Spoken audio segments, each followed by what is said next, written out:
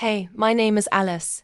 I'm 58 years old, and I've been managing the front desk at a busy law firm in downtown Boston for the past 12 years. It's a job I never thought much about, but it's steady. And to be honest, after the heartbreaks life threw at me, stability became my anchor. Since my divorce a few years ago, I've been used to being alone. Sure, I've got friends, but work has always been my escape. The familiar rhythms of answering calls, scheduling meetings, and making sure the coffee is always fresh, this has been my life. At first, the job felt like just another thing to fill the empty spaces left behind by a broken marriage and years of heartache. But over time, I came to appreciate the predictability of it all. There was comfort in knowing what each day would bring. There was no guessing, no uncertainty, just a steady stream of tasks I could rely on. I didn't expect things to change, not after all these years of the same routine. But then he showed up. Richard Andrews. The morning he walked in that Wednesday started like any other. The office was bustling, the clink of coffee mugs, the hum of the copy machine, and the familiar buzz of phones ringing. I had just finished organizing the meeting schedules for the next week when I heard a voice I didn't recognize coming from the lobby. "Mr. Andrews, welcome. It's been too long."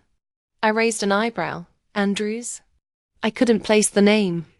And then, as I glanced up from my desk, I saw a tall figure standing in the doorway. His back was to me, but the suit he wore, dark and well-fitted, caught my attention immediately. There was something about his presence, something that felt familiar, but out of place at the same time. "Thank you, Mr. Harrison. It's good to be back," came the voice, a deep, baritone tone that seemed to roll through the office. I looked up and caught a glimpse of the man turning slightly toward the receptionist's desk. And that's when I saw him. Richard Andrews. The shock of recognition. The room seemed to slow down as recognition hit me. I stood frozen in my seat. Richard. It couldn't be. The man standing there was no longer the young, idealistic college student I remembered. He was someone different now, older. Sure, but more than that, there was a presence about him. The quiet confidence he exuded now was miles apart from the unsure young man who had been just a shadow in my life all those years ago. He had changed. And so had I. I had last seen Richard when he was in his early 20s. During a summer when he interned at the firm for a few months. He had been bright, ambitious, and full of energy. But back then, we hadn't really kept in touch once he left. We were friends, sure, but nothing more. I hadn't thought about him much in years, but now he was standing in front of me. Tall, dark-haired, with a chiseled jaw and that same captivating smile. His eyes, those piercing blue eyes that once had seemed so naive, were now sharp, observant. He wore his maturity like a second skin. There was no mistaking it. This was Richard Andrews, and he was back. The awkward reunion. "Richard," I managed, barely finding my voice. He turned around, a hint of recognition flashing in his eyes before it softened into a smile. "Alice," he said, stepping forward, extending his hand. "It's been a long time." I rose to my feet, taking his hand. His grip was firm, his skin warm, and as his fingers brushed against mine, I felt a flutter of something that startled me. A moment of shock, a tremor that ran through me.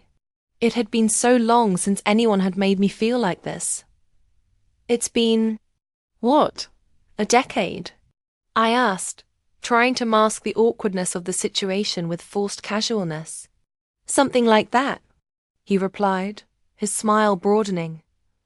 "You haven't changed at all. Still the same Alice." I chuckled nervously. "I don't know if that's a compliment, Richard." "No, it is. You always had this calm about you. You made everything seem easy." My heart skipped a beat. The last thing I expected from him was a compliment. From the man who had once swept me off my feet with his ambition and charm, I thought I'd get something more formal. But this was different. This was something that made me feel seen, the flash of chemistry. There was a brief pause before he spoke again, his voice softer. "You look great, Alice. Really." I felt my face flush. Great. Was he serious? The reflection I saw in the mirror each morning didn't exactly shout, "Great." It shouted, "Comfortable." But the way he said it, with that unmistakable sincerity in his eyes, made me feel young again, like I had something to offer, something worth looking at. I cleared my throat, trying to push the fluttering in my chest down. "Thanks. You don't look too bad yourself, Richard." His grin widened, and I swore I saw a glint in his eye, something mischievous, perhaps, but also something interested. I quickly turned away, pretending to organize the papers on my desk, as though the way my heart was beating out of my chest wasn't a big deal. I needed to calm down. It was just Richard, the guy I knew when I was in my 20s. Nothing had changed, right? Wrong. Everything had changed. A brief conversation the rest of the morning passed in a blur. Richard sat down with the partners and reviewed some of the firm's current cases. Every now and then, he would glance over at me, his eyes lingering. Just a second too long. It wasn't flirtatious. It wasn't anything inappropriate. But there was something there. An awareness. Something unsaid. I couldn't shake the feeling that Richard was watching me, studying me. And every time he did, I felt an odd sense of connection. A pull. But why? Maybe it was because I had spent so many years not being seen. I had built my life around routine, around keeping my head down. And now, here was Richard, a man who had once meant everything to me, reminding me that I was still here, that I mattered. I caught his gaze again across the room, and this time, I didn't look away. He smiled at me, and I felt my heart do something strange. It wasn't just a smile. It was a smile that carried years of unspoken history. The kind of smile that made everything else fade into the background. The kind of smile that made me wonder, if only for a brief moment, what would happen if I allowed myself to believe in something more than just stability. The unexpected question later that afternoon, just as I was about to leave for the day, I heard a soft voice behind me. "Alice?" I turned around, startled. There he was again. Richard, standing in the hallway, looking at me with a look that seemed almost searching. "Are you heading out?" he asked, his voice warm and inviting. "Yeah, just finishing up," I said, surprised by the sudden surge of nerves I felt. It wasn't as if we were strangers, but there was something about his presence, now something that left me feeling both grounded and unbalanced at the same time. He paused for a moment, and then, almost hesitantly, he asked, "Can I ask you something, Alice?" His voice dropped a little, as though what he was about to say was personal. "Of course," I said, raising an eyebrow. What could he want to ask me now? "Are you happy?" he asked, his words cutting through the noise of the office and landing right in front of me. "Happy," I repeated, unsure of where this was going. "I'm fine. I'm content. What about you?" He shook his head slightly, his lips curving into a small, thoughtful smile. "No, I mean really happy. You've got this calm about you. But I wonder if it's enough. Are you truly fulfilled, Alice?" His question hit me harder than I expected. I was stunned into silence. It wasn't just a casual question, it was probing. It made me rethink everything I had built for myself. Was I happy? Or had I just been existing? Before I could respond, Richard gave me a small, knowing smile. "I'll let you get back to work." And with that, he turned and walked away, leaving me standing there, wondering what his question really meant. I didn't know it yet, but that single question was the beginning of everything. The ripple effect that evening, as I packed up my things to leave, I kept replaying his question in my mind. Was I happy? The word happy seemed so distant, like a concept I hadn't considered in years. I had been so focused on surviving, on making sure everything was in place, that I had forgotten what it felt like to really live. Could I change that? Could I embrace something more?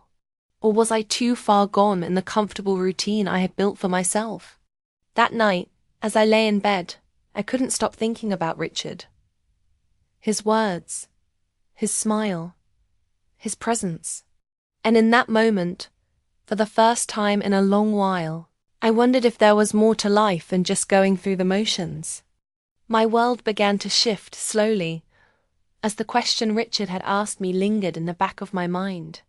Things were about to change, though I had no idea how, or when, or what it would mean for me. But I knew one thing for sure. Nothing would ever be the same again.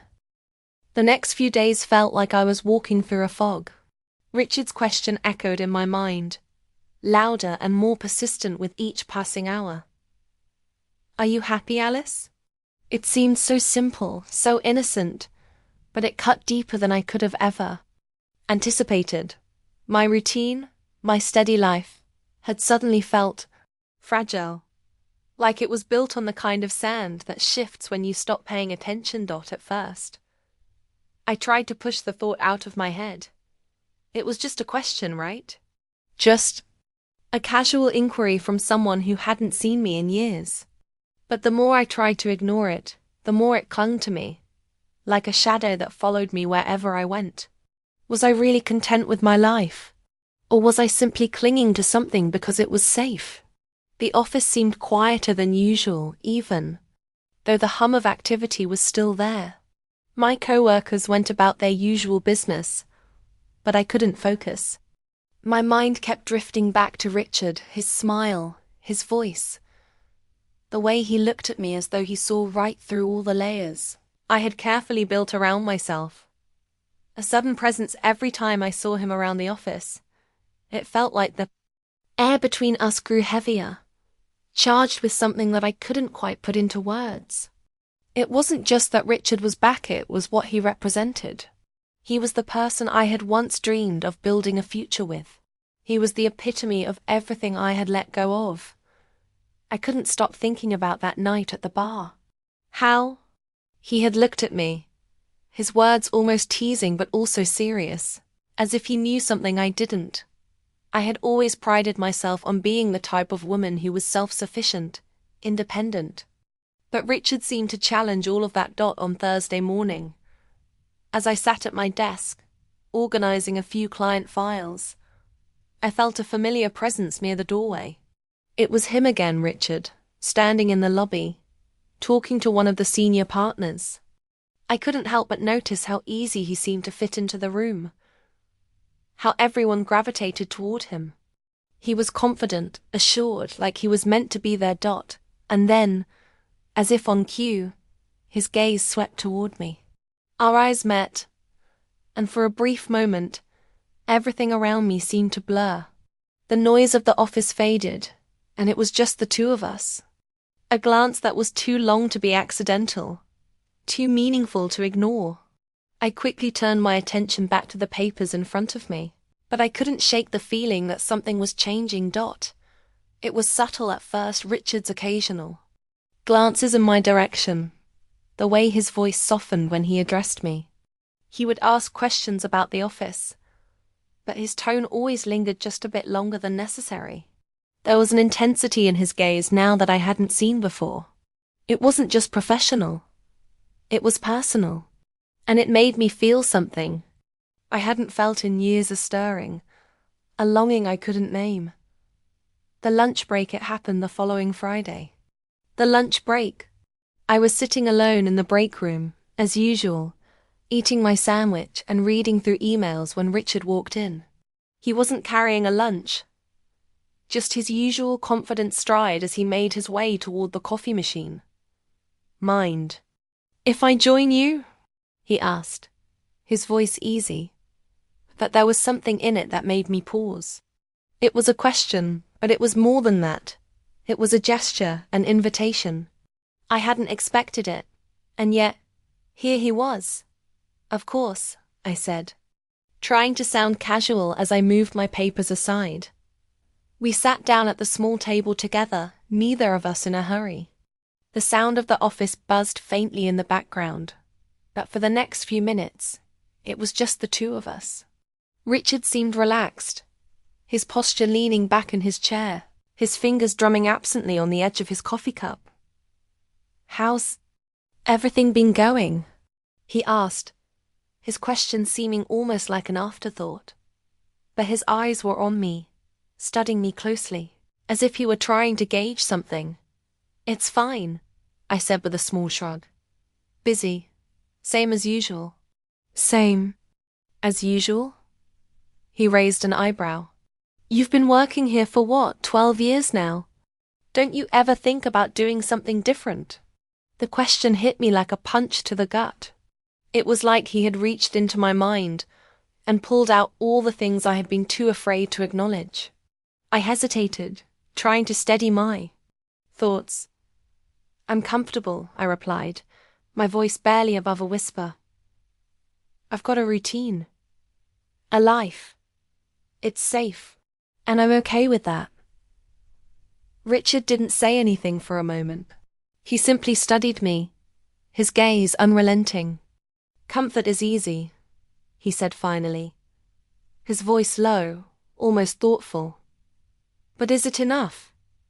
Do you ever wonder if you're settling?" I felt my breath catch in my throat. His words pierced me, and for a moment, I couldn't find the right answer. Was I settling? The more I thought about it, the more I realized that maybe I had been.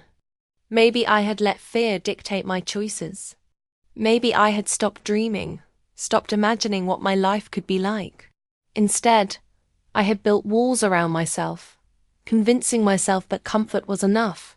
But now, in the quiet of that small room, Richard's words echoed in my mind, and I couldn't shake them. "I'm not sure," I said softly, my voice betraying my uncertainty. "I think I've just gotten used to it." Richard's expression softened, as though he could hear the unspoken part of my words, the fear, the regret that I hadn't even known was there. "Sometimes getting used to things means you stop noticing what's missing," he said gently, his voice calm, but with an edge of something deeper. The silence that followed was thick. I could feel the weight of his words, the unasked questions hovering between us. He wasn't just talking about my job or my life. He was talking about something bigger about me, about my choices. When he finally broke the silence, it wasn't with another question. It was with a soft smile. "You know," he said, "you've always been the steady one, the one who keeps everything running smoothly. But don't you ever wonder what it would be like if you let go for once?" I didn't know how to respond. Part of me wanted to shake my head, to deny it, to say that I was fine just the way I was. But deep down, a small part of me wondered, what if? The brief moment of clarity, the days after that conversation felt like a haze, like I was walking through a world I no longer recognized. I went through the motions at work, answering calls, handling schedules, and keeping everything in its place. But my mind kept drifting back to Richard's words, the way he had looked at me, like I was more than just the woman who answered the phones and kept the office organized. Like I was more than just the steady, dependable Alice. The following Monday, when I arrived at work early as usual, I sat at my desk and tried to focus. I went over the tasks for the day, but my thoughts kept slipping away. I looked at my phone, the unread messages, the calendar full of meetings. None of it seemed as important as it had the week before. When Richard walked into the office a little later, our eyes met once again, and I felt the familiar twinge in my chest. This time, though, it wasn't nervousness or discomfort. It was something else. Something I couldn't name. But I knew it was there. Something was changing. "Morning, Alice," he greeted me with that easy, warm smile, his eyes lingering for a second longer than usual. "Morning," I replied, a little breathless. The way he looked at me made my pulse quicken, and I couldn't ignore the feeling any longer. I wasn't sure where this was headed, but I knew I couldn't keep pretending that things hadn't changed. I couldn't keep pretending that Richard's return hadn't shifted something deep inside me. As he walked past my desk, he stopped for a moment, as if hesitating. Then, without saying anything, he placed a small envelope on my desk, his fingers brushing mine for just a fraction of a second. I looked up at him, but he was already walking away, back toward the hallway, leaving me to wonder what was inside. I stared at the envelope for a long moment, my heart pounding in my chest. What was he trying to tell me? Was this just another polite gesture? Or was this something more? The unanswered questions, the envelope sat on my desk, untouched for the rest of the day. Every time I looked at it, my thoughts raced. Should I open it? Should I ignore it? What would it mean if I read it? What if it was just another note? Another meaningless gesture to fill the silence between us? But as the day drew to a close, I couldn't resist any longer. I reached for the envelope and carefully opened it, unfolding the note inside. It was simple, handwritten in neat, precise letters. "I think it's time you let yourself dream again, Alice. Don't be afraid to take the leap." My hands trembled as I read the words. My heart skipped a beat. Richard had left me a message that was more than just a note. It was a reminder that I had been playing it safe for far too long. That maybe, just maybe, it was time to stop pretending. It was time to take a chance. And for the first time in a long while, I thought maybe I could. The days after receiving Richard's note passed in a blur. The simple words he had written were stuck in my mind, repeating over and over like a song I couldn't get out of my head. "I think it's time you let yourself dream again, Alice. Don't be afraid to take the leap." It wasn't just a note. It was an invitation. An invitation to change, to live, to let go of the safety net I had built around myself and to take a risk. It was terrifying. It was thrilling. And for the first time in years, it made me feel something hope. That week, as I went through the motions of my daily routine, I couldn't ignore the undercurrent of excitement that had begun to stir within me. I began to question everything I had considered normal. Was this really what I wanted for the rest of my life? The same job, the same schedule, the same loneliness masquerading as comfort. The truth was, I didn't know anymore, but I was starting to believe that maybe it didn't have to be this way forever. Maybe I could change. The invitation Friday evening came, and as I packed up my desk to leave for the day, I heard a familiar voice. "Alice, can we talk?" I turned to see Richard standing there, his hands in his pockets, looking at me with that same steady gaze that always made my heart skip. This time, there was something different in his eyes. It wasn't just curiosity. It was something deeper, something that made the air between us thick with unspoken words. "Sure," I replied, trying to sound calm even though my heart was pounding. "What's up?" Richard stepped closer, his voice quieter now. "I know. Things have been strange between us. But I've been thinking a lot, and I just wanted to ask you something." His words hung in the air, heavy with meaning. I took a deep breath. "What is it?" I asked, my voice barely a whisper. "I want to know if you're ready for something different," he said, his eyes searching mine. "Not just with work, but with life, with us. The question took me by surprise. I had always assumed Richard's return to the office was a casual thing. But now, in the dim light of the office hallway, standing face to face with him, I realized it wasn't. It never had been. "I don't know what to say," I murmured, feeling the weight of my own indecision press down on me. I had been living in a bubble, my life confined to routine and comfort. But Richard was offering me a chance to break out of that bubble, to live freely, to take risks. "I know it's a lot to ask," he said, almost reading my thoughts. "But I'm not asking you to leap into the unknown without a reason. I'm asking because I think you deserve more. You deserve to feel alive again, Alice." I swallowed hard, the lump in my throat growing. "I don't even know where to start," I admitted. "You don't have to know right now," he said, his voice gentle but firm. "All I'm asking is that you think about it. Think about what you really want. Not what's comfortable, not what's easy, but what's truly right for you." The decision that night, I went home to an empty apartment, but my mind was anything but empty. Richard's words echoed in my thoughts, his quiet, confident voice urging me to wake up and embrace life again. "What do you really want, Alice?" I sat down on the couch, staring out the window at the city lights. The silence around me felt suffocating, and I realized how long I had been living in that silence, hiding behind my routine and pretending I was content. The truth was, I didn't know what I wanted anymore. But I knew one thing for sure. I couldn't keep living like this. It was time to take a leap. It was time to trust myself again. I thought about Richard. His return had shaken something in me that I hadn't even realized was dormant. He was offering me more than just a chance at romance. He was offering me a chance at a new life, one that I could shape for myself. That night, I made my decision. The leap the next morning. I arrived at the office early, just as I always did.